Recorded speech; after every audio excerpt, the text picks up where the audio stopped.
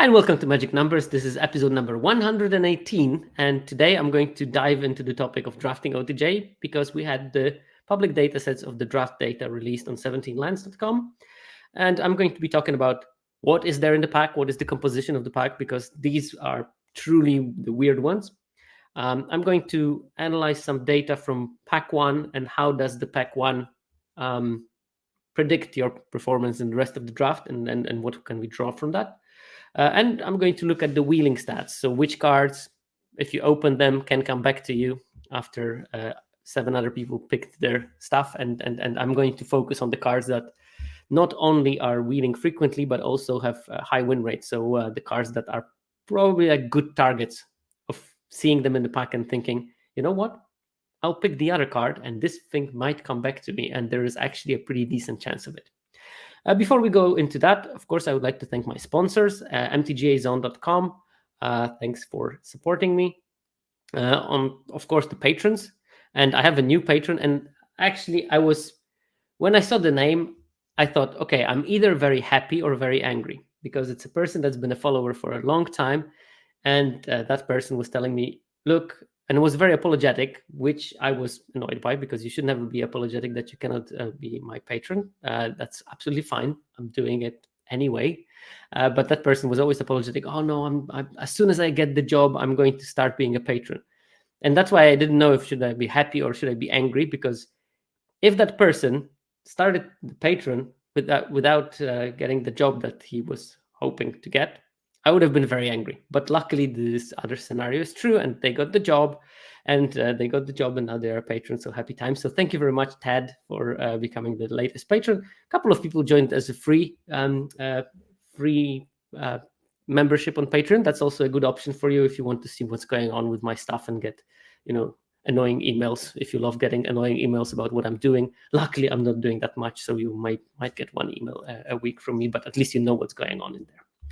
And also, I would like to thank my the product that I'm pushing, Bulkbox. You can buy it at bulkbox.co.uk, and if you do, use the code SHERKO10, and then you get a discount. So that's something useful for you. Okay.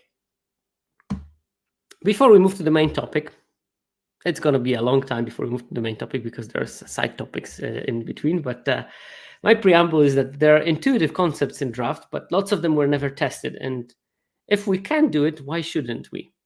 And today I'm going to be testing one of those concepts, and it's going to be about how likely you are to end up in a good draft if your first pack was almost monocolor. Is that really improving your win rate by quite a lot, staying so stuck to one color in the first pack, or is it having a minimal impact?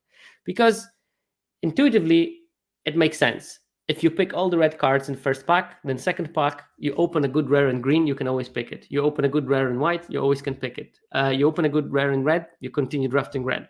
If you are red-white and you open a really good green rare, you might be restricted whether you can pick it or not.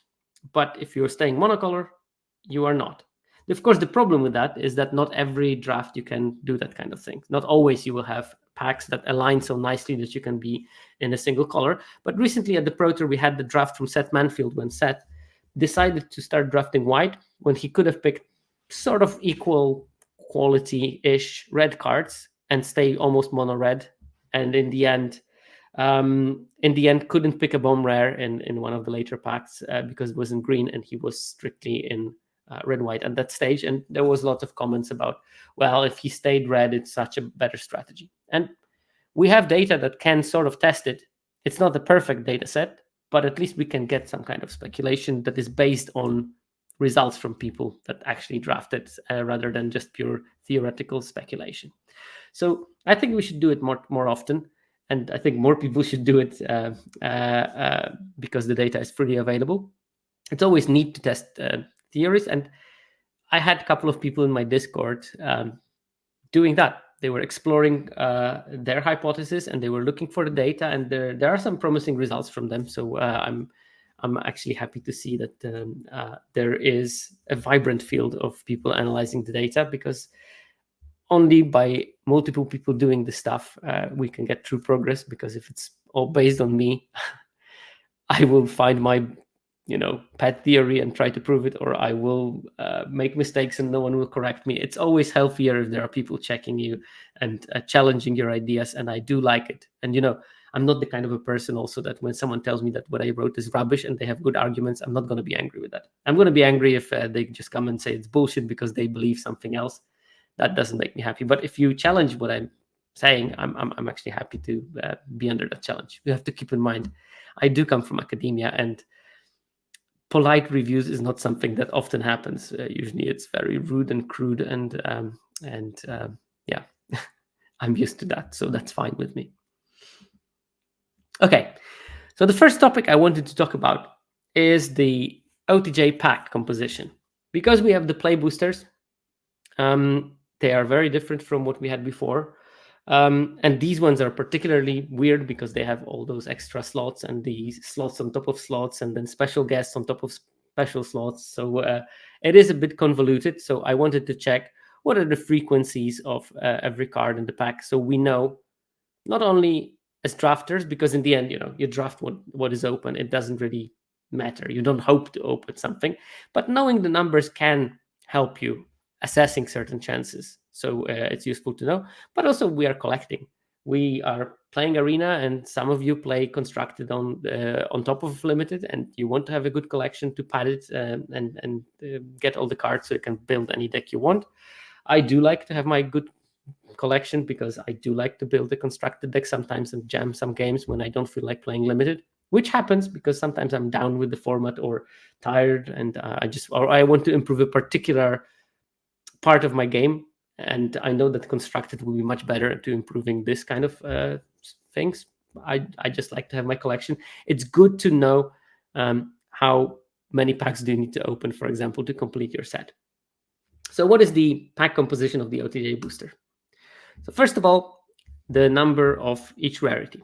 And in every pack, we have half of a basic land, because there is one every 2 packs. We have 7.5 commons, 4.28 uncommons per pack on average, 1.28 rares, and 0.44 mythics. And compare that to the Wilds of Eldraine, there was 9 commons, so there's 1.5 commons per pack fewer. There is roughly half an uncommon less. It's only 3.75 in WoW. It was 4.25 in roughly in OTJ. 1.05 rare in Wilds of Eldraine, and now it's 1.28. So again, roughly a quarter of a rare more per pack, and more than double the mythics. And that comes because also there is the big score slot, which is exclusively made out of mythics, but there's more than 2 times more mythic rares in the per pack than in Wilds of Eldraine. Wilds of Eldraine, you got a mythic maybe once every 5 draft packs, and in OTJ you get a mythic almost once every 2nd pack. It's 0.44. It used to be 0.19 per pack. So a big difference there in terms of how much you open. Of course, it is arguable if the big score mythics are real mythics. So we can go a bit deeper into those numbers and look at other things. So I looked at all the different categories of card. So first, regular commons. There's 2.06 of them per pack. And we're going to compare it with other sets in a second, but just giving you a raw number, it's around 2 per, it's per pod. 2 copies of each common card per pod, 2.06 of each common card opened in a pod on average. So I don't know, which common do we have? Explosive Derailment.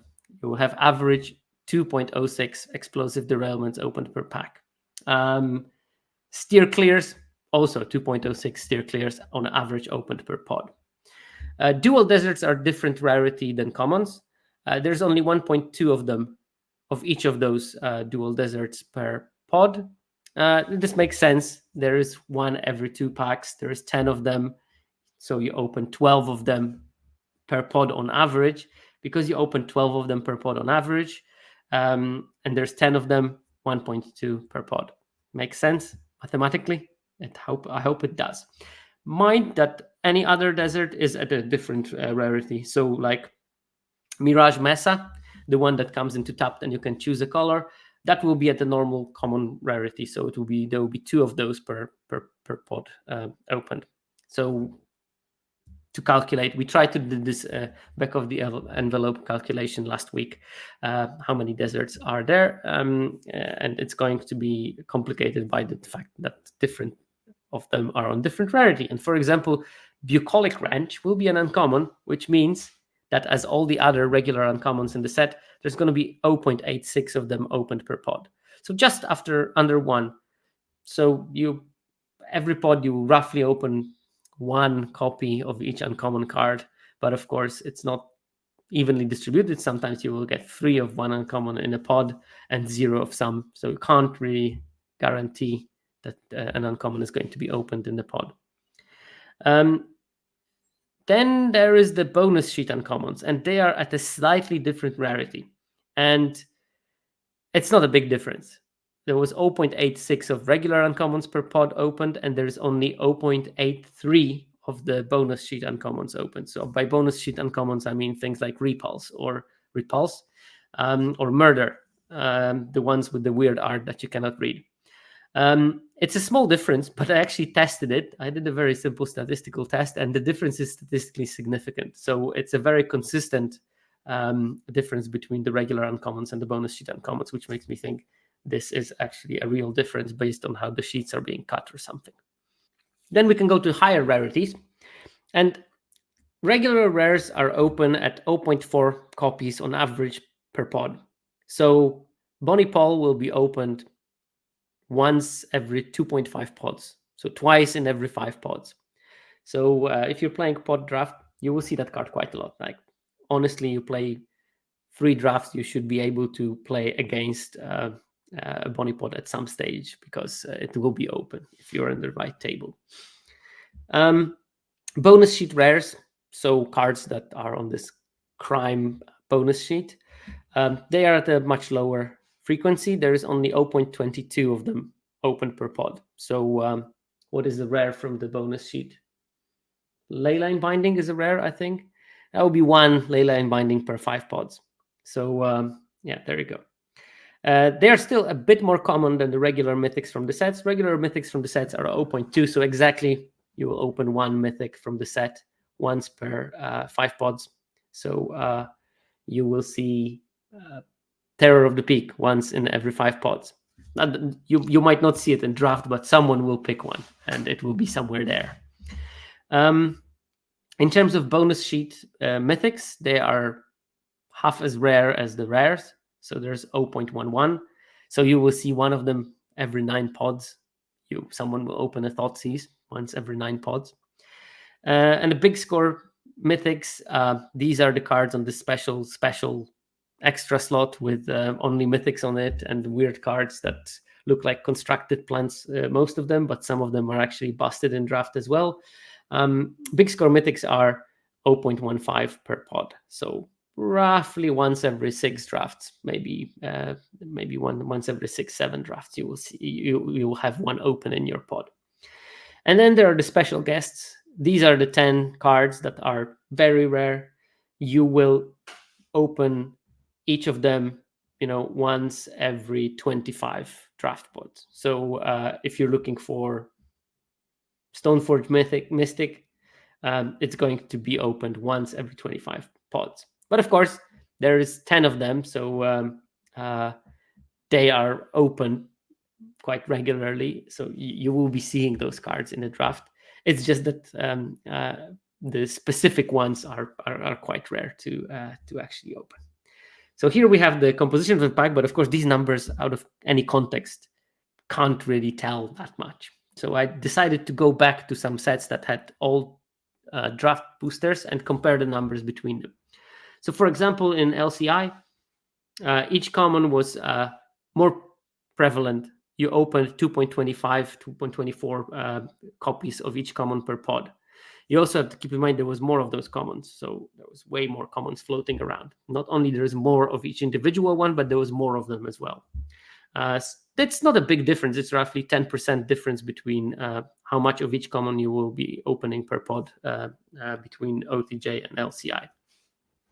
Uncommons are almost even, but slightly more copies per pod in LCI, 0.9, 0.86 in OTJ. When we go to higher rarities, this is where the main difference is. So instead of having 0.32 rares like in LCI, now we have 0.4. So that's an increase of 20%. And the same 20% increase on the mythics from 0.16 to 0.20. That's in LCI. But LCI did not have the bonus sheet. So maybe that's the reason why the rares are so more predominant here. And I'm talking about only regular rares. I'm not looking into the special bonus sheet. I'm not looking into special guests. I'm not looking to the big score. Just the regular rares are more predominant, prevalent in OTJ than they used to be in LCI. So we're getting way more in terms of sheer number of rares per pack than we used to. If you compare it with WoW, which had the bonus sheet, differences are still there. They're slightly smaller, but each common was at 2.14. Now it's at 2.06. This is not a big difference, again, because I hear this drama that you don't see enough copies of commons. The difference between copies of each common are pretty small. I think the bigger thing that you can feel is that there are fewer commons, and because there are fewer commons, your decks will probably consist in larger extent from uncommons and rares and mythics. But allegedly the design team is going to take that into account, and they trim the commons that you never put in your deck anyway, so there is less of this chaff. And I don't know what is your personal experience of that, but I did notice that most of the commons I can at least consider playing in some. And if there are those super unplayable cards in the format, they actually come at uncommon, and they are some sort of constructed plans. And because there are more uncommons, I think it's fair that you don't want to be playing them. I think it's a good decision altogether. I think that if every single common in the set is sort of on the playable scale, then the format is going to be quite decent, because just by the sheer diversity of commons and how many you see them, how many of them you see, you will get a good selection of how to build your decks, because decks in the end are mainly built on commons. Thanks for the rate, Castiello, by the way. Castillo, I think. Rares were slightly rarer in Wilds of Eldraine, 0.34 rather than 0.4 right now. Mythics the same, 0.17, and now they're 0.2. So yeah, slight difference. It's not 20%, but it's 15%, which is still quite impressive. What does this small difference do is that in OTJ, the average boosters that you need to open to get a playset of something, I'm talking about the play boosters. I'm not talking about the store packs, which are a different animal, and I didn't do any analysis on the store packs. I'm talking about the draft boosters. Average number of packs that you want to open in order to get a playset of a rare is 240, and it used to be 300. So that means that with also quite a couple of rares fewer per set, making a complete collection of the rares is going to take you way less time than it used to. And economically, this is pretty decent for us drafters, especially when someone drafts a lot. We should be able to get to the stage where you open gems quite quickly. And that's a good thing. And it's the same with the mythics. It used to be 600 packs that you needed to open to get a playset of a random mythic, and now this is the average. Of course, you can open a playset of a mythic by opening 4 packs if you're super lucky, but also you can get it after 1,000 packs if you're pretty unlucky. So I actually had that in this set, that the 3 cards, there are only 3 rares that I don't have a copy of for now. Not a single copy, and all 3 of them are fast lands for some reason. I don't know how it happened that I never opened any of those. But it used to be 600 packs to open a playset of mythics, and now it's 480. So a decrease of 20%, because the difference was 20%. And on top of that, you get more rares from the extra packs. Now, Fundevunk, I didn't see that they appear less in the draft boosters. I didn't see that. Because I always check if there is a category of cards that is slightly rarer. But I did not see they were somewhere in the middle of the pack of how many times they were opened when I saw the boosters that were just opened by the 17 lands user.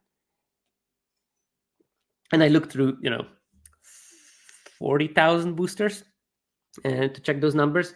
So if there was even a small difference, I would have caught it. Like I did catch the small difference in the frequency between the regular uncommons and the bonus sheet uncommons. We're talking here about 0.03 copies per draft pod, and I still managed to catch that kind of a difference with statistical significance. So if I saw that the dual lands were at a lower fraction, that would be apparent. And sometimes cards are, and often they will be lands or artifacts. So I'm always taking a second look at all of those, because I know that that's where sometimes wizards are equilibrating the print runs in paper, and then they copy that structure into Arena.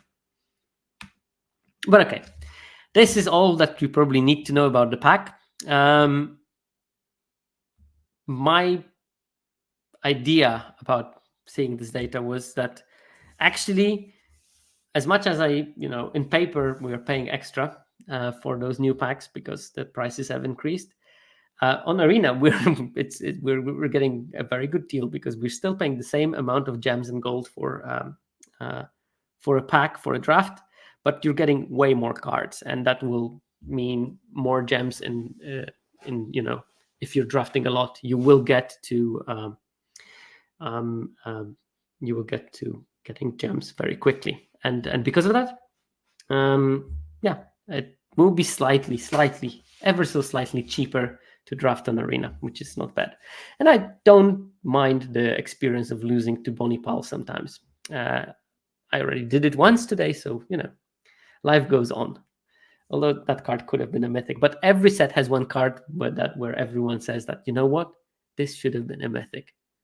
And probably if WotC would take that experience of complaining about the card that should be a mythic away from us, we would complain about not having that opportunity anymore, and about the absolutely atrociously low power level of the rares in this set.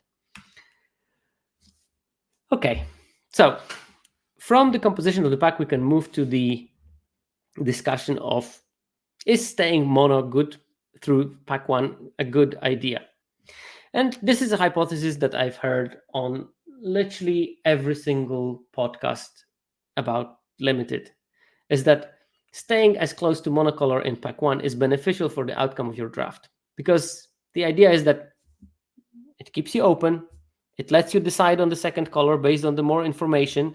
So for example, you can start picking cards from the same color and observe what wheels, and based on what wheels you can see, you know what, I think that black may be open. I'm drafting only red cards, but I think black might be open. And maybe here and there you pick some opportunistic black card with that in mind. I do it very often, that I draft as close to Monocolor in pack one, but when I see like late cards that I think are good enough to speculate on them, I will speculate on them, and often in pack two I will switch to fully drafting that color. And sometimes I sort of intuitively know that I'm picking that, like, I don't know, pick 10 or 11, the 2-mana Gravedigger sorcery thing. What is the Mourner's Surprise?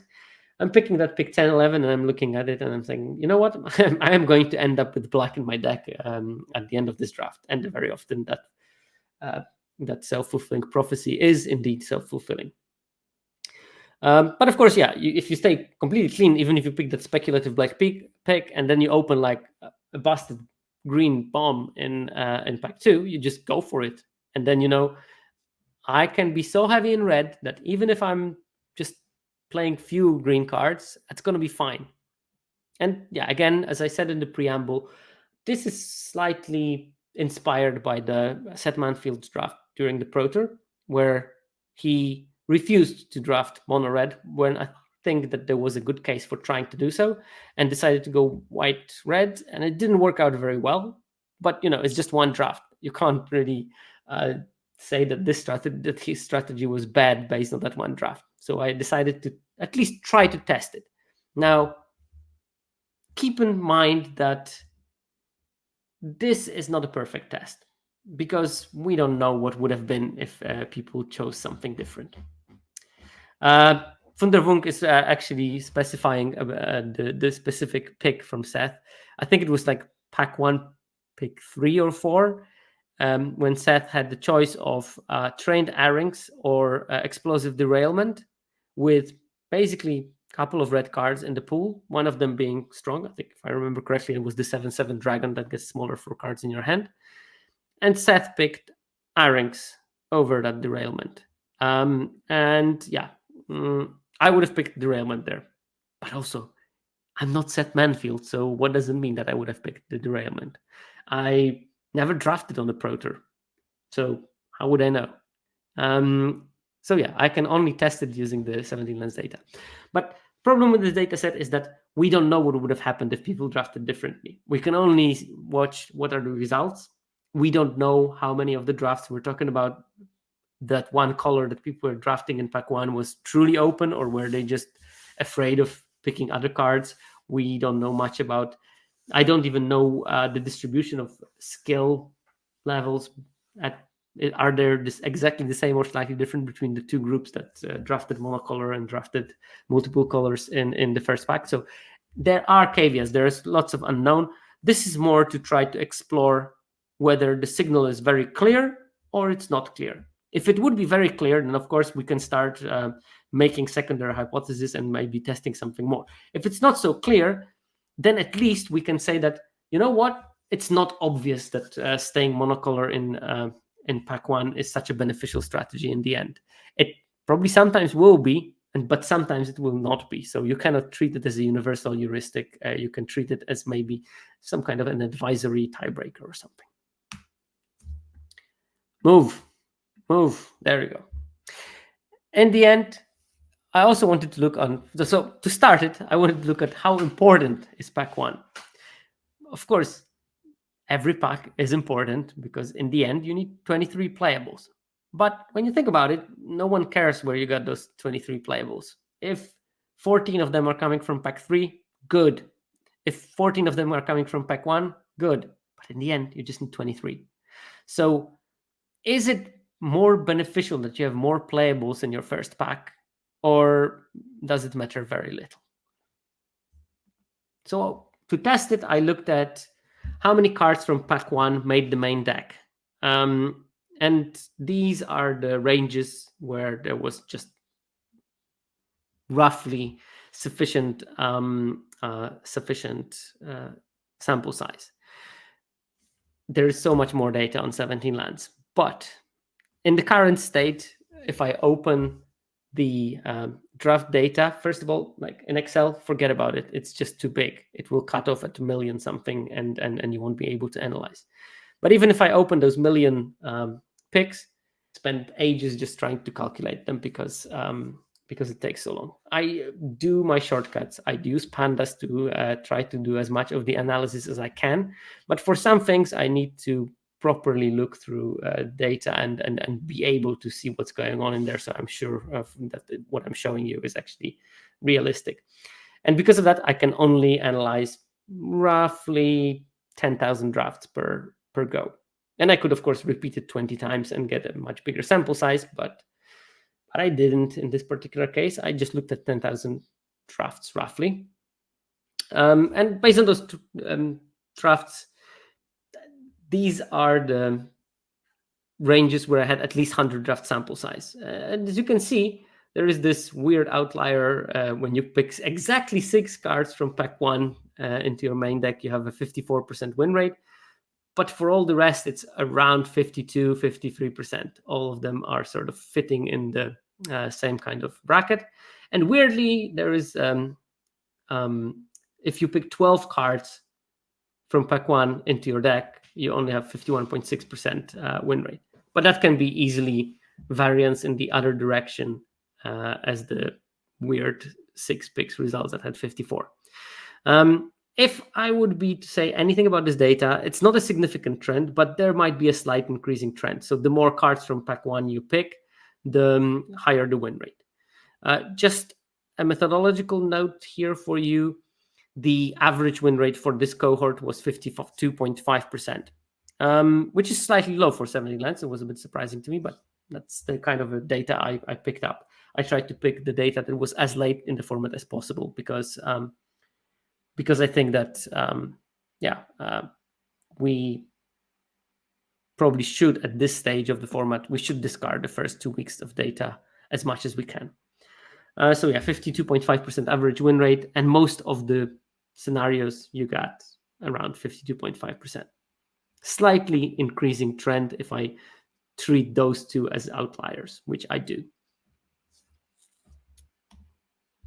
So it looks like there is plenty of flexibility on how many cards from pack 1 can go into your deck. So it's not that important how much of your playable bunch you will pick in your first pack. It's probably more important to navigate well. If you spend that first pack picking, 13 playables, and you know that, you can play at least 6, 7 of them in one deck, but you can swap some of them and maybe play 6 different ones and have a different deck, you might be better off with that than to card force one color and then just be unlucky that it's cut from the other side, and then nothing is opened in pack 3, and you're all of a sudden in the draft that specifically did not go very well. So don't get too strong about the first pack that you are opening. Not having much in the first pack is not a guarantee that your draft will go badly. There is a slight positive trend of the more cards from pack 1 you put in your deck, the higher the win rate. But again, this is a very slight trend. And with variances of those samples, like these ones are pretty solid. Like the ones in the middle have large sample size. That's like roughly 2,000 drafts each. These ones are relatively small sample sizes, the ones on the fringes. So I would say that this trend is probably somewhat relevant, but it's small. It's a difference of within 1 percentage point. So you don't get too much edge by having a stacked first pack where you have so many playables.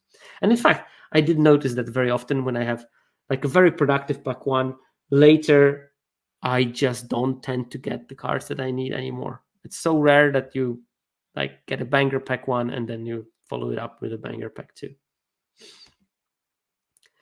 Okay. So we know that you don't necessarily need to put all the cards from pack 1 into your deck. That actually just putting 5, 6, 7 is fine. But maybe there is the benefit of staying specifically monocolor in pack 1, and it's a larger benefit.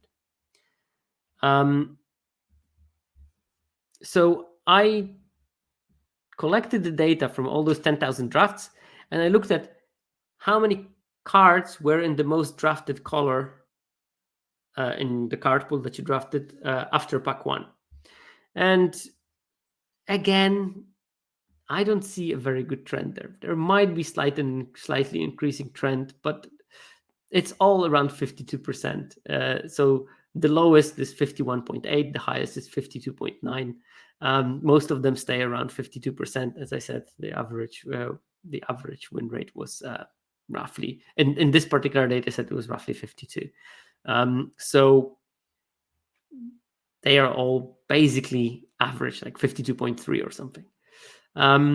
Might be slight increased trend if you had so if you have 4 cards of the color that you drafted the most after pack 1, it's 52% win rate.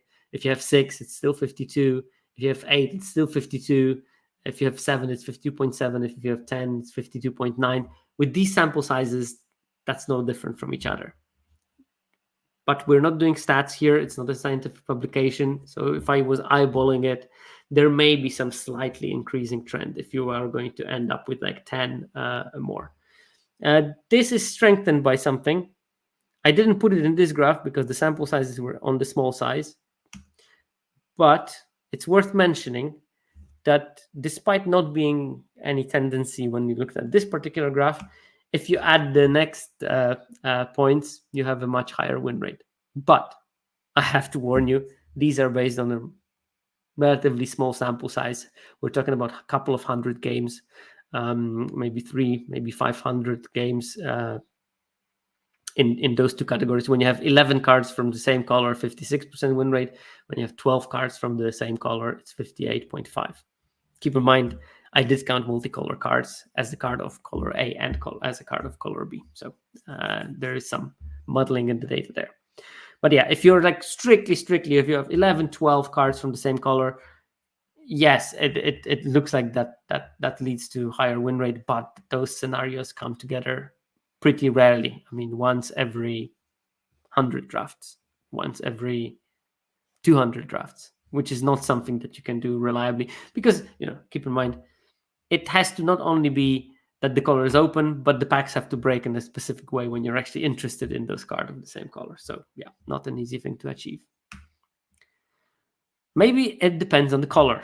That was my next question. So maybe, okay, we don't see a general trend when we look at how many cards of the same color we see by the pack, but maybe if we exchange the same color by, let's say, white in this particular case, we can see some trend.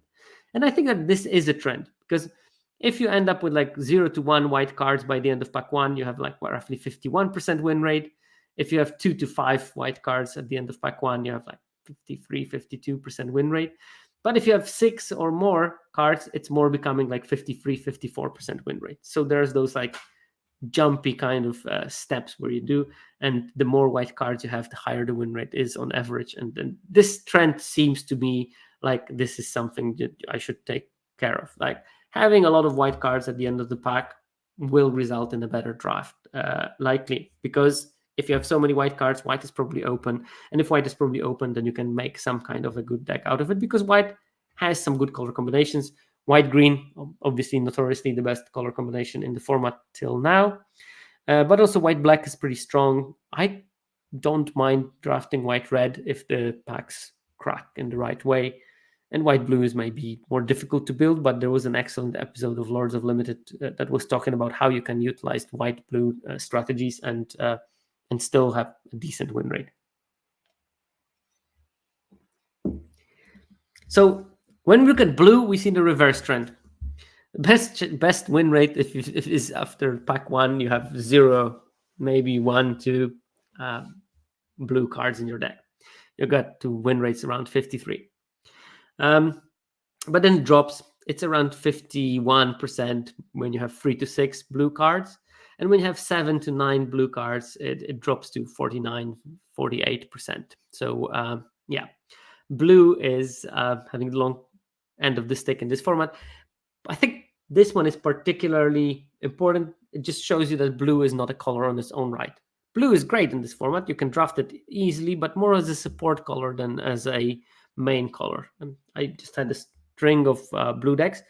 And yeah, they didn't trophy, but they had like credible 5-3s and 4-3s across the board. And I don't know. I was on the pretty bad streak of variance recently. So they could have maybe achieved a bit more, if not for, I don't know, drawing 5 lands in a row or something. So this data shows that you don't want to be heavily investing in blue.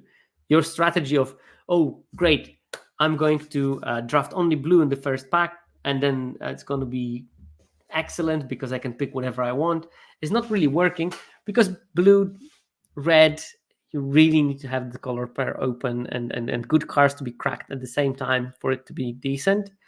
Blue-white, also, you need to know how to draft, and most people, including myself, don't know how to draft it very well. You probably need a crash course with Ethan Sachs on how to play, how to live the white-blue life.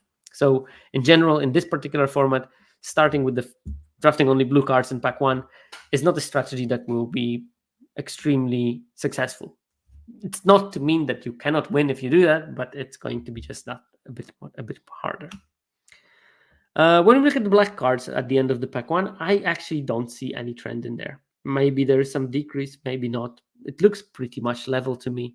They all stay within the 52% roughly, independently of how many black cards you have at the end of pack 1, which was a bit surprising. But it might mean that there are just black pods and there are no black pods. And it's a very sharp delineation in this format that, black is understood and drafted well by a larger fraction of the population, and the power level is not there. So if you end up in a pod where people start drafting black and they know what they're doing, you're not going to see a single good card. And if you end up in a pod where people don't value black, you can get all the gravy, and it's very much, it's going to be very much more complicated for you. Thierry in the chat says that black is the best color. Don't mind me. I'm sure that for you it is. I do think that this color particularly complements your gameplay style, so I wouldn't be surprised by it at all. I think black can be very powerful. I think it's going to be more difficult to be drafted by beginner players and by players who, like me, lack the technical perfection of playing out the games. But if someone is really strong in playing out the games, planning, strategizing, gaining those little edges every play that they make, every decision that they make, black is going to be excellent for them. So I'm not surprised at all. Oh yeah, I mean, I love my absent concoctions, don't get me wrong. It's like white can provide like early aggression, but black will add so much grind to that early aggression that even if you run out of steam, you get the steam back from your graveyard very easily. So yeah, I'm going to, my most cherished memory of this set are going to be looping honest Ratsteins and that kind of stuff. But okay, let's move to the next color, red. And red looks to be in the same situation as blue did. The best situation is having 0 red cards at the end of pack 1 in terms of win rate. That's like 53.2. Remember, this data set has around 52% win rate average. So, and then it drops very little if you have 1 red card, because you can imagine having 1 red card at the end of pack 1 can mean that you got the last pick red card, for example. It doesn't really say that you were picking actively red. You just got 1 because you didn't have a choice. Then you go to 2-3 red cards at the end of the pack, you drop down to 52% win rate. And then if you have lower than that, it drops below that average. So you got like 50%, 51%, even 49.3 when you have 8 red cards. And this to me is a significant trend, and significant in a way that you should take note of it existing, that you don't want to be overfilled on red. And this is interesting because that's exactly what everyone is suggesting that Seth should be doing. Now, I do think that this particular pack that Seth was in, it would have been beneficial for him to be mono red at the end of the pack. But it's not a given that his choices were absolutely crazy and insane. And you should think that they are not, because we're talking about one of the best players in the history of the game, not only currently. And we're talking about what used to be then current Pro Tour champion. So, yeah. No, that counts all the cards that were drafted, not only the cards that were in the final deck. Because I was thinking for a very long time whether should I include only the cards that make the deck, or should I include the cards that... all the cards. And I decided to put all the cards because I didn't want to exclude from that data set the situations when you start drafting one color and you switch into other color, and then lots of the cards in your first pack don't make the deck, because that would just make the data weird. And I decided to discard them. But yeah, it's a very good question, Fundervunk. It does count all the cards that you picked during the first pack, not only the ones that eventually make your deck.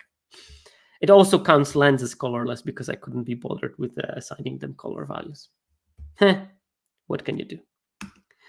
And then we have the green. And the green, well, the worst thing that you can do in this draft format, it seems, is not having any green cards at the end of pack 1, because with 0 and 1 green card, you have like 51% win rate. When you start getting like 3 to 6 green cards at the end of pack 1, the win rate goes up to 52 and a half ish. If you have 7 green cards, it becomes 54.6, and if you have 8, it becomes 57.3. So going mono green is a really, really successful strategy. Of course, you can only go mono green if green is open, and if green is open, you're in a good spot. So that's a sort of self-fulfilling prophecy. It's not a strategy that you can apply. Just don't pick bad green cards just to have a lot of green cards at the end of pack 1. that might be less successful. But if you see green open, just try to get the green as much as you can, because it will be beneficial for you, because green is a strong color in this format. So what can we conclude from that? Well, being mono is on average beneficial, but only if the color in question is one of the top colors in the set. If it's one of the weaker colors, it can be actually detrimental for your strategy, like we saw with red and blue. But, and again, I'm stressing that very strongly because I need to feel like stressing it very strongly is important. This is an average scenario. Don't fall into the trap of applying averages to a particular event. On average, on average, around half of the people on the street is going to be men, and the other half is going to be women. But if you sort of pass a group of nuns, all of a sudden the ratio is going to be extremely skewed. And if you're drafting something and you see that not only blue is being passed, but like really good blue cards are being passed, it might be something. It might be something that you want to be attend to. And I had the pack like that today. Like blue was going, and I got like pick 9, I got the 3/5 vigilance flyer, and then pick 10, I got another one, and then I'm saying, okay, blue is open. I'm in, because I don't care that blue is not the most powerful color. If I can see that really good cards are wheeling, I'm in for that. And I just build the deck. Okay, it did go 4-3, so it didn't trophy. Still 4-3 is a result I'm always happy with. And it was an interesting experience of playing a heavily blue deck for me, and I learned quite a lot by doing it, because I finally was in the seat where I thought that it is actually worth to go all in on the blue cards, because I was not only being passed blue, but good blue cards. So yeah, apply judgment and apply it over the average trends, but it's always good to know the average trends on top of everything. So being mono blue after pack 1 can be a detriment, but doesn't guarantee that it's going to be detrimental. It very much depends on how the packs break. Also, you end up mono blue in the first pack, and then you open Bonnie Pal, or you get Bonnie Pal in pack 3, pick 4, because no one could have picked it, and you are the person that can pay 2 blue, because you are the blue drafter on this, in the pod. And as we learned earlier, there are 2 Bonnie Pals for each 5 pods of draft opened. So it's a price worth fighting for. Experiment, figure things out. That's a very important advice I want to be giving you, because again, I don't want if I do those seminars and people come up with the idea, oh, I should do what the data tells me to, I failed as an educator and as a human being at the same time. I think that data is there to guide you, and data is to give you good information, but it's not there to tell you what to do. You will not go far and limited if you follow the data to the letter. I think that you need to apply both theory and the data and combine them, and the best players will do exactly that. Again, another good podcast episode recently. Matt Sperling was a guest of Protocols, and I think Matt's approach to 17 lands data was one of the healthier ways of approaching the data that I've seen. It was not extreme in a way. It did not go either way, like, oh, data is rubbish, or oh no, data is God. It said, look, I'm a good player. I can figure out things on my own, but using data allows me to figure out something so much quicker than I would without the data presence. And it was great. It was a very good listen. So yeah. Wunderwunk, we're talking about next week, yeah? We're talking about next week when I can pull out data of Archive Trap specifically in index, because this is only draft data. It's very hard to dig into the deck composition from that, because it's not made for that. Next week, I'm pretty sure we're going to have the game data, and then I can start actually looking at what happens when you draw the Archive Trap and Lockpicker, and what is the win rate of that combination, for example. So I'm going to try to do something on that, maybe try to make an episode on interesting build arounds in this format and how they work and whatnot. But okay, it is more important to experiment, because it's the underplayed colors where the cool new tech is located. Like, everyone knows now that green is good. There is no innovation to be made in green, especially because green is being contested right now. if there is going to be innovation made in this format, it's going to be found outside of the main color. So blue-black decks have been doing really well. White-black decks have been doing really well. There are people who swear by red-blue. And if you can figure out how to draft it, you're going to have a better supply of cards. So do experiment only for that reason as well. Okay. So with the pack 1 data out of the way, we can start looking at the general trends in the draft data from this set. Positioning yourself in draft is the first thing that I'm going to be talking. So knowing how arena users operate is key in gaining those little edges. Again, it won't tell you how to draft, but knowing what other people are doing and what are the universal trends, some of them being universal across different sets, some of being universal for this particular set, it's good to know them. Knowing the properties of certain cards will lead you to better decisions. And that's what I want to look at in the next part of this seminar. First of all, we know what ALSA is. If you don't know, go back to episode, I want to say 109 or 110 of this podcast, where I talked all about ALSA. It was the same presentation as this one, but for the Murders of Carlof Manor, but I had my special part. I always try to divide this draft seminars as part of it is constant, and I'm talking about what I'm going to be talking right now.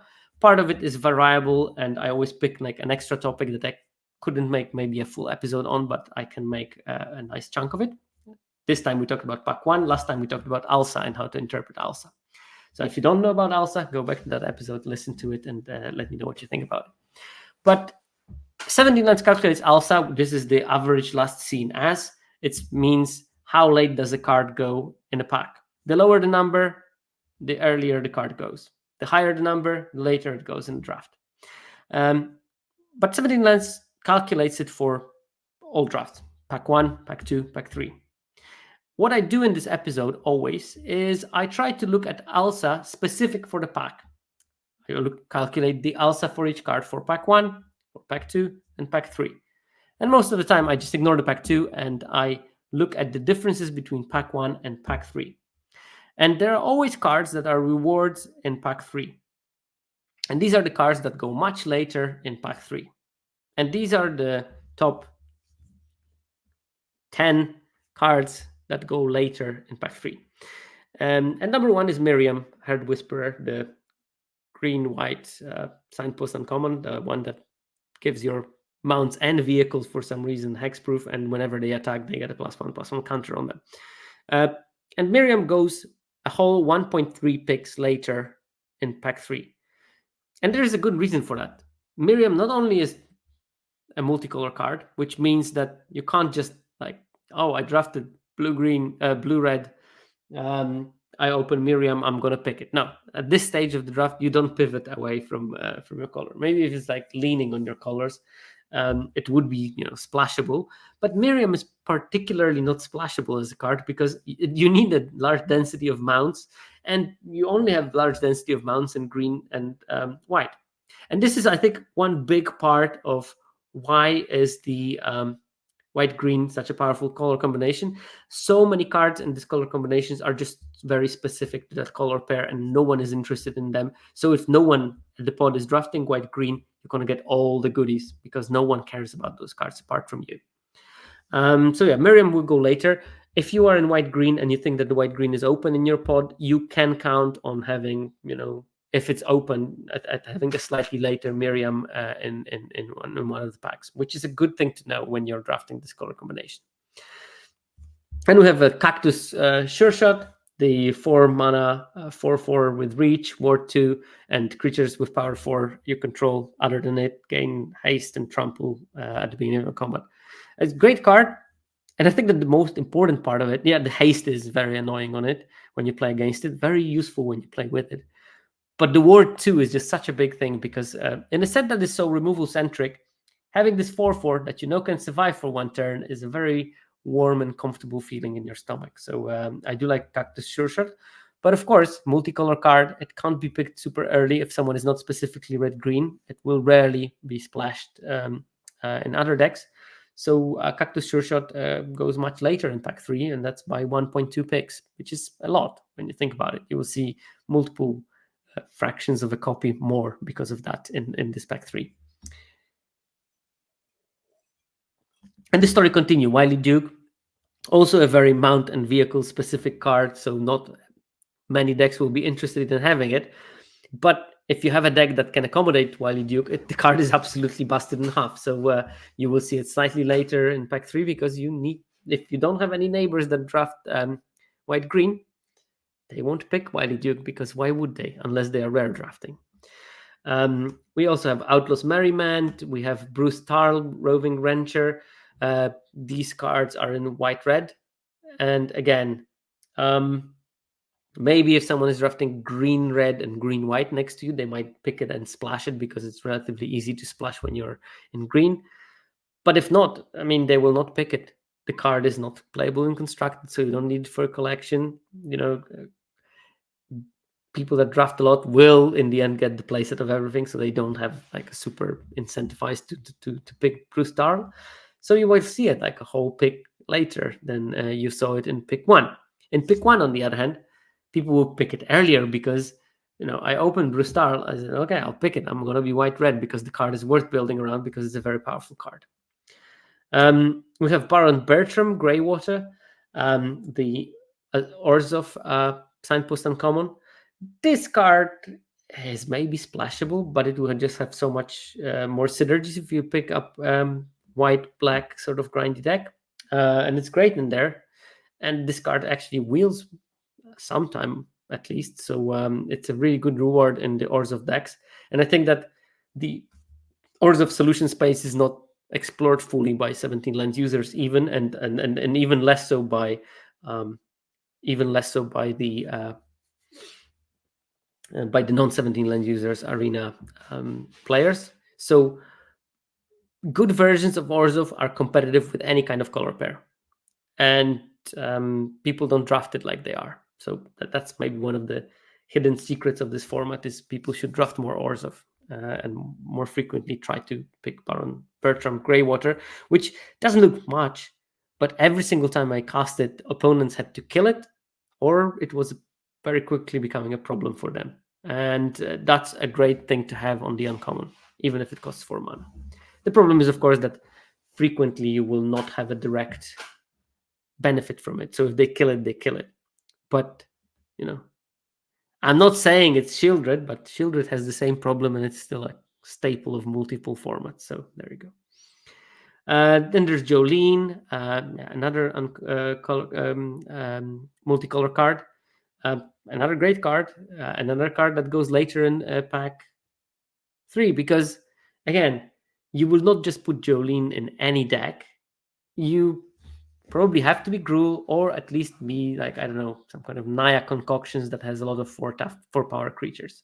Otherwise, it's not going to be that great, because if Jolene is its only way of activating triggering the ability, it's really hard to attack with it and make it survive for a couple of turns. While if you have other things that can attack for her, you might build enough treasure to make it worthwhile.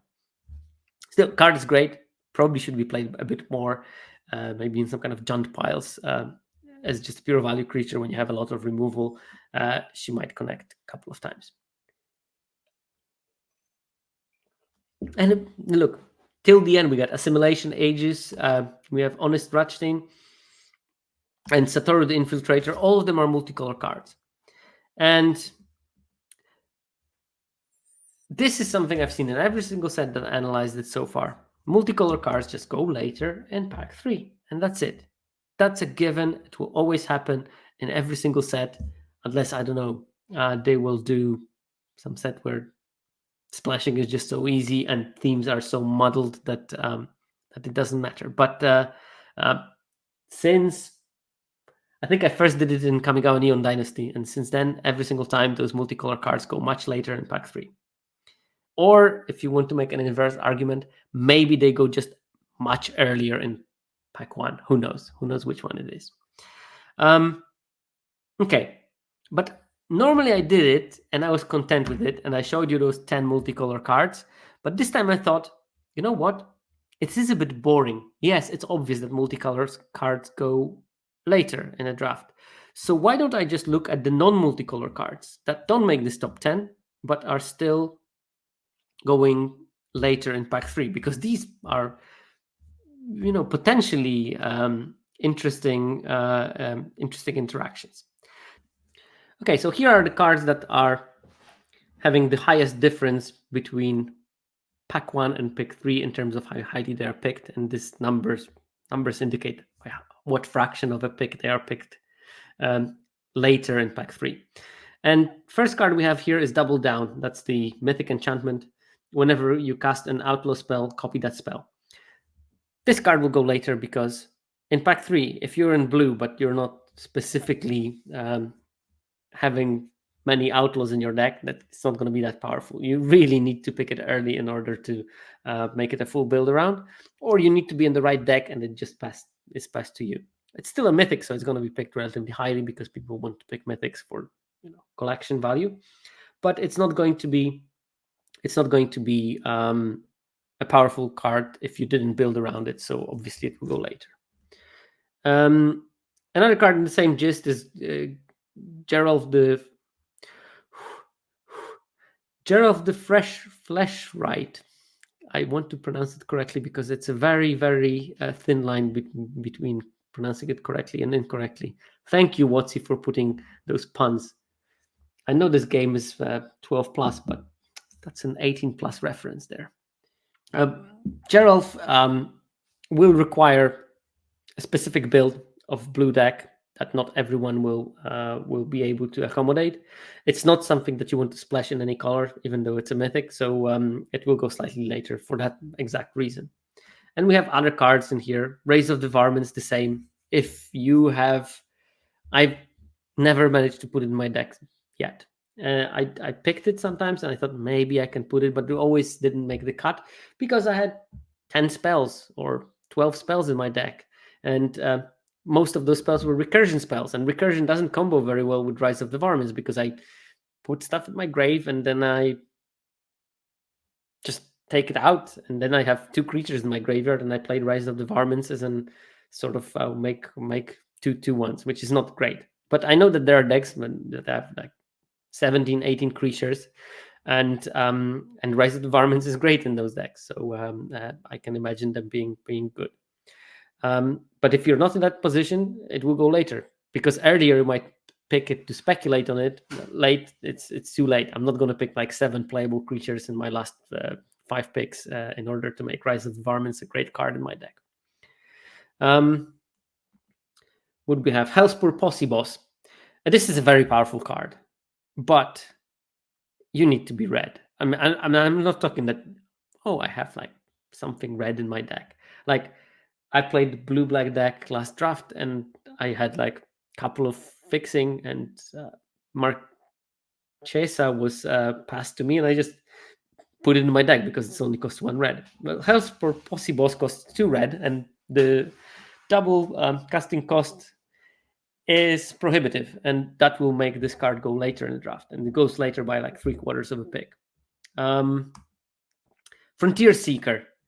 That's another interesting one. And this, to me, and I want to maybe pause about this card. This, to me, is one of the best designs in the set, and I wish that WotC would do this kind of design more frequently. Because so often those like good uncommons are easily splashable because they are good when they are splashed. And Frontier Seeker is a perfectly non-splashable card, because in order to be good, you need to have enough mounts and enough planes. If you have few mounts and few planes, this card does nothing. It's a 2/1 that lets you see the bottom 4 cards of your library.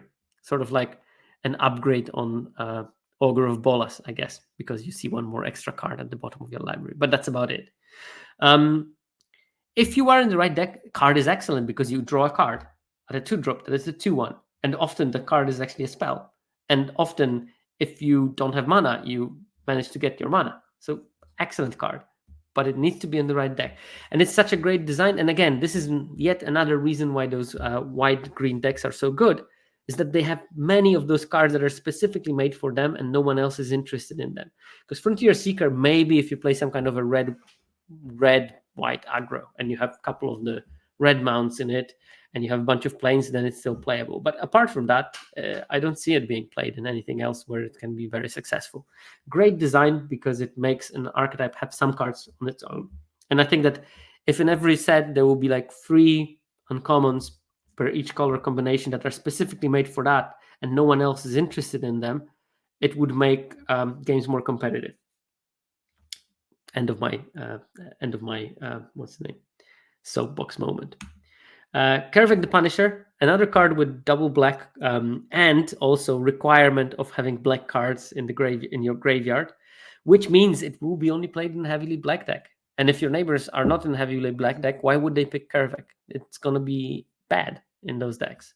So this is another great design that makes sure this card is going to be mainly playable if you're heavily in the black deck, and that's beautiful, and that makes this card interesting.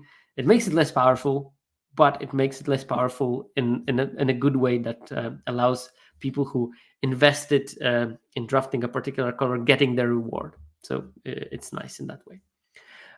Magda the Horde Master, I'm going to skip. Final Showdown, that's another card that you need to be really heavy white, because in order to cast the good mode of the card, which is the destroy all creatures, you need to pay white, white, white, and 3. And you need to be very heavy in white to be able to cast 3 white. Stoic Sphinx, the same. It has double blue. Calamity, double red. An interesting card for me in this group was Intrepid Stable Master. And yes, you need to be heavy green, but many decks in this format are heavy green. I think that this card probably should be picked a bit higher, because it's a good card even if you don't have the mounts. I've looked at the stats of the mana dorks in this format, and they are the cards with some of the highest opening hand game win rates of all the cards in the format. So ramping from 2 to 4 is actually a very beneficial situation, especially in green that has, like at common, it has the Grizzly Bear, and Grizzly Bear on 3 is a scary, scary creature to play against, especially with the card like Intrepid Stable Master, which is a natural 2/2 with reach, with an upside. That is incidentally a mana dork, but it can also slam on turn 2. That's fine, absolutely perfectly fine. I think that this card should be picked higher. I think too many people read the special clause for the mounts where it super ramps and think that this is very important. I don't think it's very important. I think you can ignore that clause and the card is still going to be good. It's going to be even better if you can actually sometimes get that extra mana. What do we have? Outcaster Greenblade. And this is there are a bunch of cards in between, but I'm just not gonna focus on them. Crackle with Power has a high red mana cost in it, and that's the reason why people cannot pick it in pack 3 that easily. But Outcaster Greenblade is a specific card, and I had that at the beginning of the format several times. That I opened Outcaster Greenblade in pack 3, and I'm looking at it, and there's a comparable card, and I look at my count of deserts in my deck, and I think, you know what? I can't pick this Greenblade. I don't have enough deserts. And since then, I always have enough deserts in pack 3. This is my sort of insurance, especially when I'm in green. This is my insurance for I will be able to pick Outcaster Greenblade, because that card is this good. And I'm not going to be the person that opens it in pack 3 and then has to pass it because they don't have enough deserts. That didn't happen to me ever again. And you don't see them that frequently. In the beginning, you just drafted 3 of them, no problem if they were open in the pot. Now this card is heavily contested, and if you see it, you'd better be ready to pick it, because that card is basically Nazgul in green.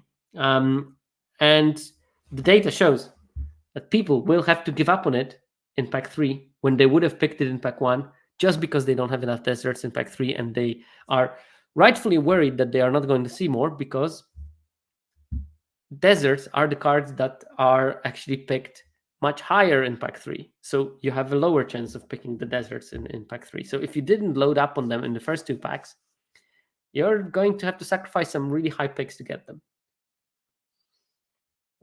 Still worth it to make Outcaster Greenblade work. especially when you have other synergies linked to them. Okay, so this was the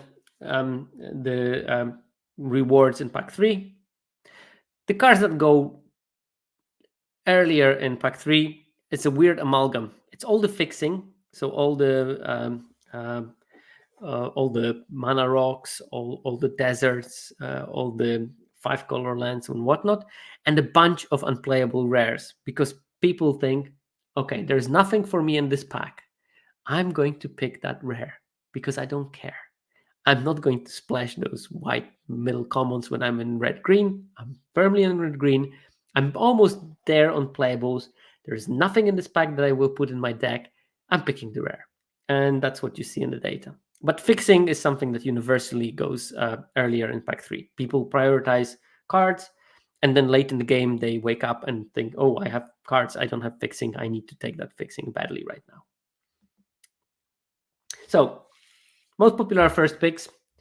And it's a mixture of different rarities, because, of course, you are not going to pick Outcaster Greenblade as frequently as a first pick as a busted rare, percentage-wise, but you will see it so much more as a first pick that it compensates for that. And out of the 10,000 drafts that I looked at, Greenblade was first picked 188 times, which is, we're talking 1.8%, which is, 2% of the drafts. This was the first pick for people. Then we have Lassoed by the Law, 160 times. Yeah, that card is also great. That's probably the second best uncommon in the format, or even the best uncommon in the format. I first picked this card multiple times myself. It's great. It's flexible. It's splashable. It commits crimes. It makes the board wider. It's just a great card. And people recognize that. Then you have the Roxanne. So we go into the rare territory. It's a great first pick again, because it's a very powerful card. That maybe later it's hard to play, but also it allows you to splash. So you can start thinking, okay, I'm in a green soupy deck when you picked up Roxanne and stuff like that. And number 4, we have Throw from the Saddle. And this is the best common. And people know that's the best common, and they pick it as a first pick when there's nothing in the pack and say, well, at least I'll take the best common in the set. Is it good strategy? We're going to see in a second. And then you have like collection of rares. You got Colossal Rattleworm, Bonnie Pal, another great first pick, because then you can start building around it when you pick it early. Ornery Tumblewag, that's the Luminant Aspirant locked in the Brushwag's body. Then you have like Spinewood's Armadillo, that card. I did a couple of runs for the Arena Open. I didn't make day 2, but every single time it killed me. And Sealed, this card was just backbreaking. It's just so hard to deal with it. Stoic Sphinx, people love it. It's a good card. I don't think it's as good as the frequency of being first pick suggests. Bruce Darl, a good card. Dust Animus. We have all those like rare Seraphic Steed, Laughing Jasper Flint, Vadmir, the New Blood, and Hellspur Posse Boss. So like a good mixture of rares and uncommons with some commons peppered in. Mainly rares though. This format has powerful rares. Hello neighbors, can't you hear that I'm recording? Why are you honking your horn in front of my house at 11:40? Damn it. Rough neighborhood. But then I said, okay, well, we know what is picked highly. Why don't we look at the win rates? And is there a link between how highly cards are being picked and what is their win rate?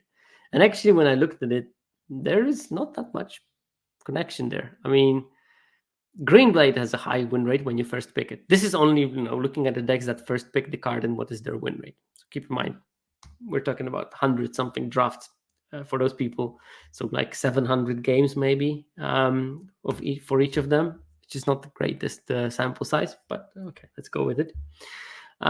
So Bonnie Pal had like 58% win rate when it was first picked. And that makes it the best rare first pick in the format, where Bonnie Pal is just worth it to be first picked and build around it and you get the results, 58%. Reminder that, average win rate was 52.5 for this data set in total. Dust Animus also had a very good win rate when it was first picked. Hellspur Possibos, good win rate when first picked. And these two come in non-green kind of color combinations. Spinewood Armadillo had a decent win rate when it was first picked.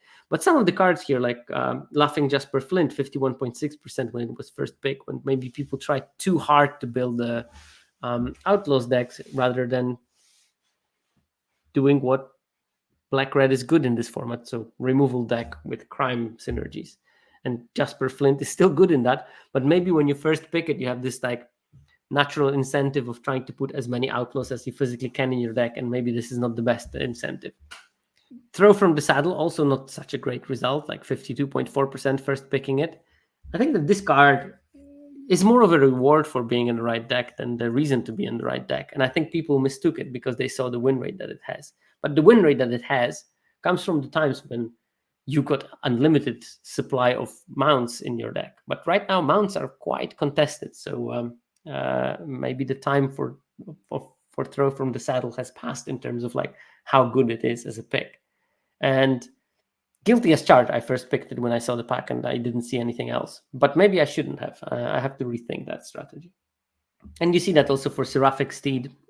You see that also for Ornery Tumblewag, that those cards, turns out that going into the mounts is a high risk, high reward strategy where, yes, some drafts you will just feel unstoppable, but some drafts you will just end up poorly by first picking those cards. And it's safer to pick Dust Animus, which can go in multiple decks, doesn't put you on the track of drafting white-green, and some of those cards do, and I think that's danger. So let's look at the general list of cards that have the best win rate when they were the first pick. And to my surprise, the top of the list was Desert Stew. Now, keep in mind, this is small sample size. Not so many people first pick Desert Dew. And I do think that some people that did were basically trying to force the mere crime deck, where Desert Dew is the absolute pivotal card for that deck. It's the most important card in the mirror, and deserts are the second most important cards. So first picking Desert's Dew ensures that you have at least one copy. You probably want to have 2 or 3 copies of that card and as many deserts as you can, because it gives you this early interaction that lets you survive till the late game. I played the Demir deck today. I wasn't lucky enough to have any Desert Dews. And the games where I stabilized and dominated the game. But in 3 games, I just didn't manage to stabilize because I didn't have that early Desert Dew that will kill like a 3 or 4 drop for 2 mana. And that would allow me to keep up this and counterspell, for example, on turn 4, or just kill that Erings on turn 2 before it starts accruing value. And because I didn't have that, I lost some of the games. And I know that I would have won those games if I had the Desert Dew early in the game. So yeah, that's why maybe first picking it when you're sort of soft forcing that kind of strategy is a very good idea. And I'm pretty sure that this number is inflated by really good players who are actually exactly doing that, but basically forcing this Dimir Crimes or Dimir Crimes plus splashes. Yeah. And the second one is Harvester of Misery. And I think Harvester of Misery is just Desert's Dew in disguise that if you draw it late in the game becomes like an absolutely busted flyer that will kill all the opponents. So yeah, it plays the very same role. Very cheap interaction in black are the 2 cards that have the highest win rate as first picks. Do with that what you want. And I don't think that it's a forcible strategy, and especially we're not right now, I think. But it's a very powerful, and it's really worth knowing that that it works. And this is sort of further supported by Duelist of the Mind being the 3rd card on the list, because Duelist of the Mind weirdly plays the same role as Desert's Dew and Harvester of Misery. It does stop early aggression quite efficiently, and it allows you for card selection that will let you stabilize easier in the same exact deck. It's a very powerful card. Don't underestimate it. What else do we have here interesting? Spinewood's Paladin at 57.1. I don't know. Small sample size, so I don't know how much to put it. Bristol Butt Farmer, that the card is obviously busted. By the way, if you don't know, Harvester of Misery, that's a 5/4 from Big Score with Menace. And when it ETBs, other creatures get -2/-2 until end of turn, but you can sort of channel it and target creature gets -2/-2 until end of turn. So it can act as a very early removal. And that early removal is absolutely crucial for your survival as a Dimir deck. Some other interesting card, Rush of Dread. I think that card is slightly underappreciated. It's always backbreaking when it's been cast against me, and when I cast it, it was always very solid. And we have a couple of the things that we've seen before, like the Hellspur Posse Boss, like Outcaster Greenblade, like Spinewoods Armadillo. Quite interestingly, also, we see 3 steps ahead, the Counterspell, the Cancel, with additional modes that also has quite a high win rate when it was first picked. Again, keeping in mind, sample size is small, so probably for most of those things, you plus minus 2-3% to get the real number. It's still worth noticing which cards are absolute pinnacle, and Desert Dew and Harvester of Misery are. And I gave you a very plausible reason for that, with the caveat that strategy was employed by really good players that have probably a higher win rate than the average for the format is. Okay, let's move on to wheeling. This is the graph from Murders at Karlov Manor that shows you probability of wheeling a card linked to the alsa of a card. And from it, you can read that roughly alsa 6.2, 6.3, 6.25 was the 50% probability of wheeling a card. And it doesn't go linearly. It's just what we in the biz call a sigmoidal curve. It sort of looks like sort of flattened S.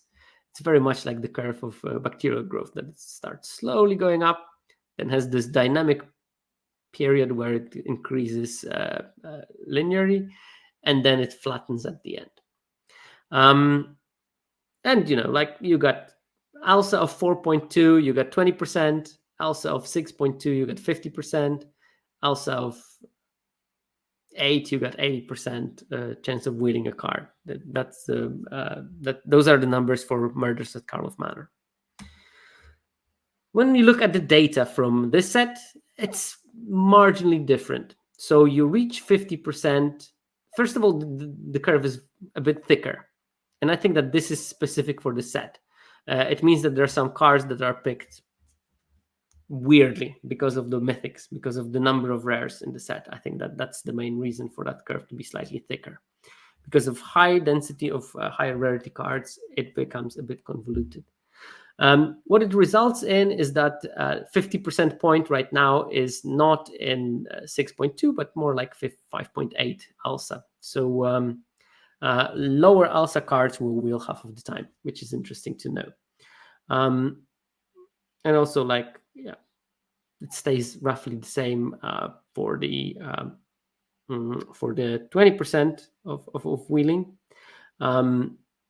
And what was the 80% of wheeling? 8 there. Now it's around 7.5. So there is a bit difference. 8 and 20% was 4.2. So that stays the same. So yeah, the cards with higher alsa, so the ones that go a bit later, have on average slightly higher probability of wheeling, because probably there are a couple of those random rares that people pick for gems that confuse the data a bit compared to the other sets. And I think that interesting part was this card with alsa 3.5 that wheeled exactly 0% of the time in 17 lands data, which is weird, which is very weird. And then I looked at this card, and it was, I think, Cape Shift, potentially. It was one of the special guest cards, I think, that it never gets first picked because you don't want it in your deck, but it's rare enough and useful for constructed enough that people pick it before it wheels almost every single time. They never pick it super early because it's not a card for their deck. It's a card for their collection. I found it interesting. And all those cards were from the special slots, the ones that are slightly outlying. You wheeled yours. Maybe it's not scape shift. Don't make me go to my data set and double check. 3.5, 0% wheeling. Let's see. Mystic Snake. It was not scape shift. It was Mystic Snake. That's exactly Mystic Snake. Whew, got that one. So yeah, the card is Mystic Snake. Yeah, I remembered it's a special guess. I didn't remember exactly which one. So knowing this graph, we can sort of estimate just by looking at ALSA what is the percentage probability of wheeling that card. And it's very useful. I have MTJ's own article from some formats ago where I actually have those graphs in decent quality where you can sort of try to estimate it on your own. But if you don't, I made a list of few cards that wheel with high frequency enough and have a really reasonable win rate. So all cards on this list have over 56% game in hand win rate. And some of them have over 60% wheel rate. And this is wheel rate when you opened it. So if you open it in pack 1, pack 2, pack 3, this is the probability of wheeling them calculated from the data. And number 1 on this list is Humiliate. This is the card that I didn't play yet in the format, but I think it is actually really good in this format. It has a high win rate, way over 56%. It wheels 2/3 of the time when you open it. It's in a good deck that is underdrafted, and it looks like it's actually better than in its original format, despite not having many 1-drops. But it has other benefits here. It puts a counter on something, which is beneficial in the format where the creature sizing is relatively flat. And also it commits a crime. And also there are some really atrocious late bombs. So playing it on turn 4 and getting rid of, Bonnie Pal before it's being deployed feels like a win for sure. So yeah, I would recommend Humiliate to at least look at this card and generally try to draft Orzhov more. Second card on the list, 62% wheel probability when you open it, Ambush Gigapede. This is the new Honey Mammoth of the format. It doesn't gain you life, arguably, but it does enough to stabilize, because instead of gaining your life, it usually kills 2 creatures for a price of 1 card. It's the mini back for more at a common body.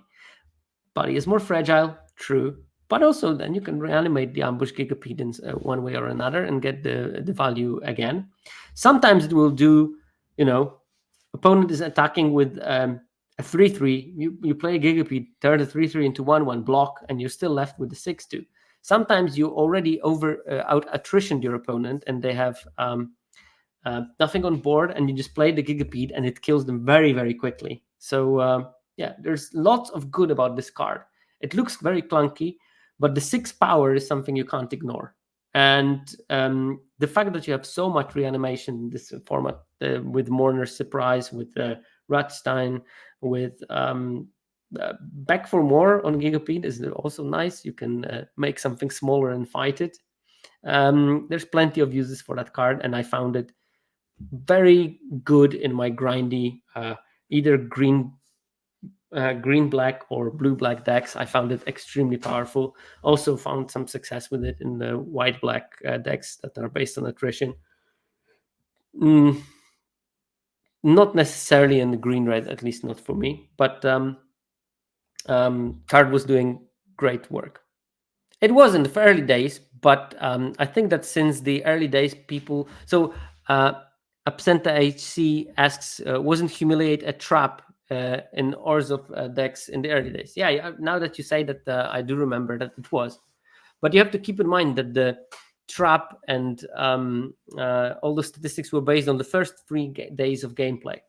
And Orzhov decks started pretty poor, and they developed over the duration of the format and are way better right now than they used to be, the way that people are building them. And because of that change in the format, Humiliate became all of a sudden a card that's very playable, and who knows, I don't have that big of an impact that people don't draft Humiliate, because I told them in the seminar some time ago. But I play some role in this card being not so popular. this is the thing with the data. I mean, formats evolve, data changes, and you should reevaluate your assessments. That's how you grow with the format, by looking at them in through a different lens. And this one tries to look at the only most recent drafts. And in the most recent drafts, Orzhov is way better in terms of win rate than it used to be in the beginning of the format. And as a function of that, Humiliate became a card that much better fits into the strategy of the Orzhov decks. And honestly, I had no idea how to draft Orzhov in the first days of the format. No problem. That's a great question. Okay, next card. Oh, no, that's not what I want to do. I want to be on this window. There we go. Next card that wheels reliably 60% of the time is Sterling Supplier. And it has a good win rate. And it fits in many decks. And 3/4 flying body is very annoying in this format. So card you should consider picking up more and putting in your deck more. I'm still not sure if this is my 5-drop in white of choice, or is it the at common, of course, or is it the 4/5 that gives +1/+1 and vigilance to everything. I think that there's slightly different decks that will benefit from one or the other.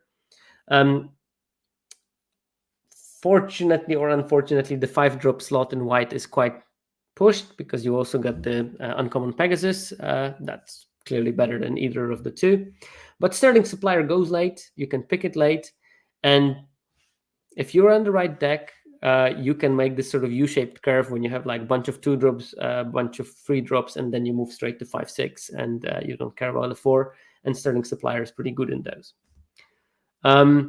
Another card that I was slagging off in the first episode of the format is Bucolic Ranch, and now the full rehabilitation makes circle. Not only is the card with very high win rate, it's really good in decks that do have some mounts at least. It is also good in the longer games when you can manipulate the top of your library quite efficiently and maybe draw one card out of it. But it's more like, should be treated more like a cycling land. But also it's fetchable with so many things that can fetch for deserts. It's fetchable with tumbleweed thing that can fetch a desert or a basic land. So you can find it reliably if you need it. And yeah. Well, NLI, you're a better person than I am. I was not on the ranch from the start, but I quickly reflected on how it works. And honestly, 2 days after I recorded my episode, when I was slagging it off, I was complaining about my deck that I didn't have a copy of it, because it would have been so great in it. And I figured out very quickly that the card is better than I thought. It's, again, this is the power of examining data and updating your information, is that you learn. And I'm just one person.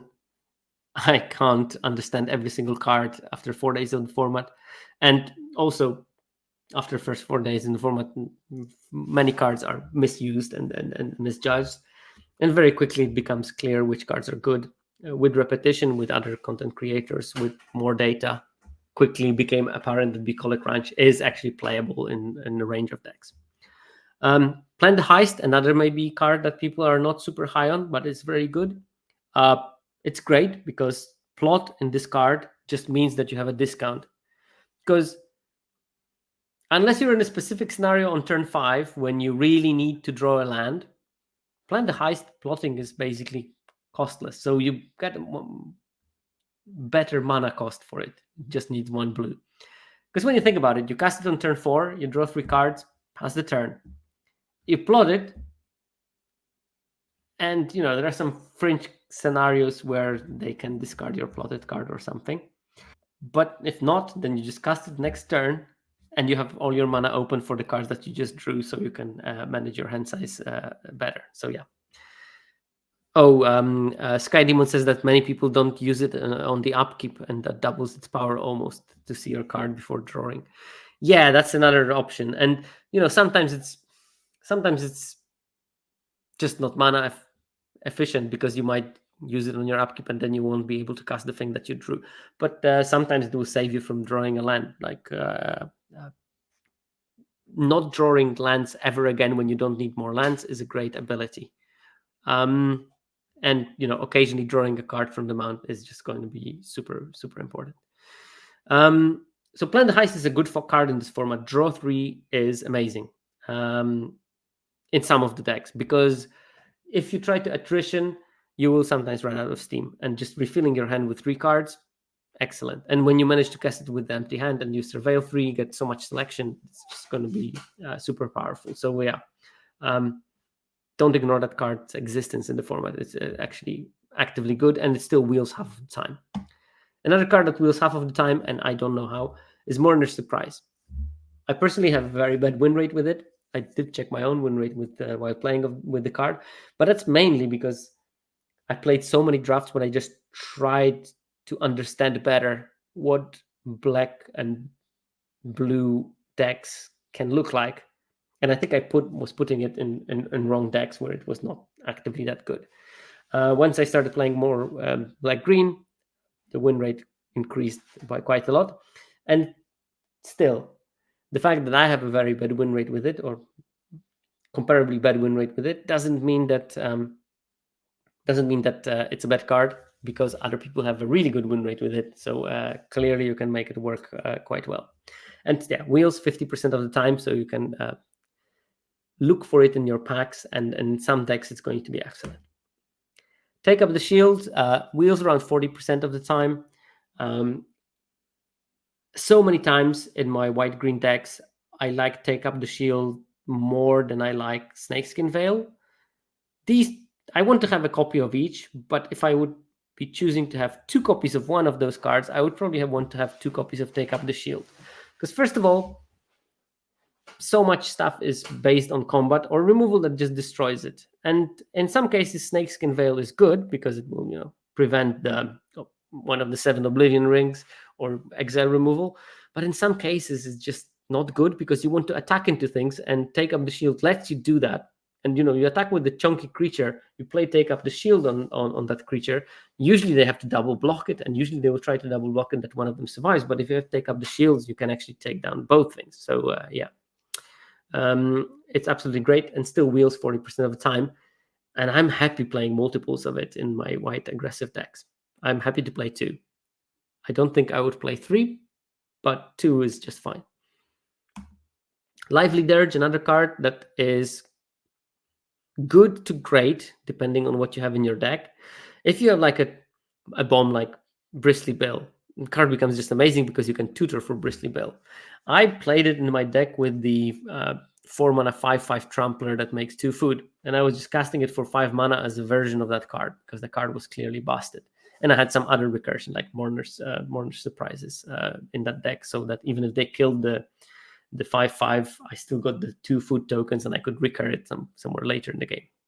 So yeah, great card in some situations, and sometimes like I drafted one in the last deck that I had, but I didn't have any I didn't have a lot of 2-drops, so I wouldn't have those situations where I can just recur 2 2-drops. I didn't have that many impactful 4s that I would like to tutor for, and I just left it in the sidelines. But in so many decks is good. Like if you have like Honest Ratstein and any 1-drop, it becomes really good. So you can have the, I don't know, Nezumi Linkbreaker, is it? The 1/1 that dies into a 1/1. And some good 3-drops, this can be fantastic. Tyrant Scorn, this is a really powerful card, and I don't know why it wheels so much, because normally arena users are so high on removal, but maybe it's the mystery of why people don't pick the special slot cards higher, because they don't see them in the pack. Holy Cow wheels roughly 30% of the time. Card is good. It's not amazing, but it's really solid. Erta Joe Frontier Mentor, that maybe suffers from people not playing Boros as much.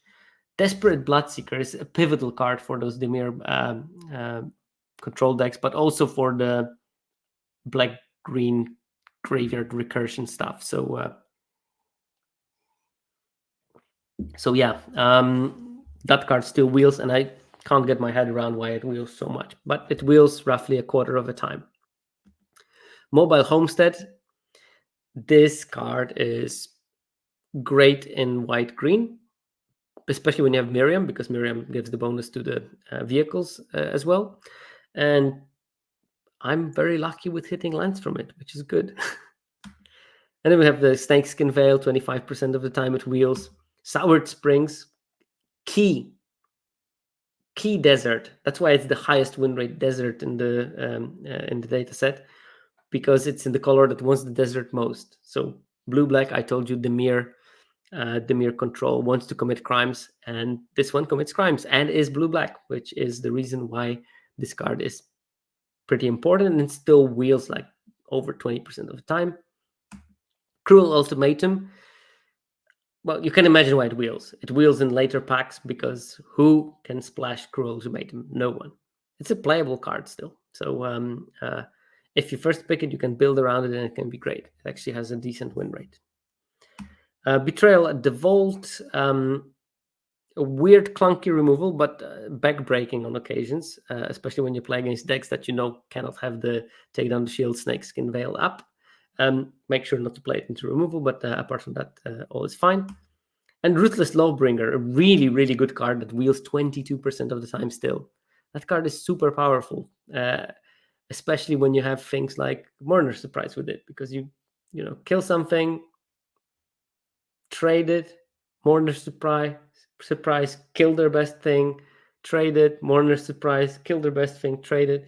It's just like after 2 cycles of that, they are probably out of threats, and you're good to go. And Archive Trap.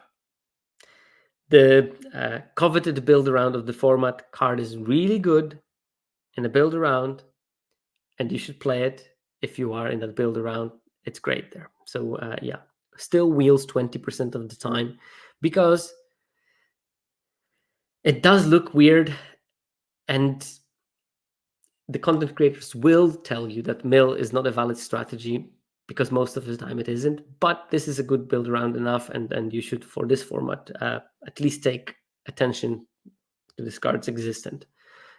We've seen what it can do in the Pro Tour, where Jason Yee had 2 of them and a bunch of recurring them, and it won the game basically only by milling. That was the only plan that the deck had to survive until Archive Traps, and it worked. So yeah, good card, 20% of the time wheels. If it wheels to you and you're sort of adjacent to blue, you should at least pick it to speculate on it. And if you get a couple of pieces that go well together with it, you might have it as a plan for your deck. Whew. Well, that went well. That's what I have for you today, and I would like to thank 17 Lands team, because they worked very hard. Last days they were working on getting the alchemy cards onto the system. I religiously don't cover our alchemy because the sample sizes are just too small. So I think I'm going to skip it. But I think that soon-ish, I need to do an episode dedicated to Ikoria, because Ikoria is coming back to Arena. So maybe before Ikoria hits, I will try to make an episode highlighting my favorite set of all time, before I disappear for a week to draft as many of Ikoria drafts as I physically can fit.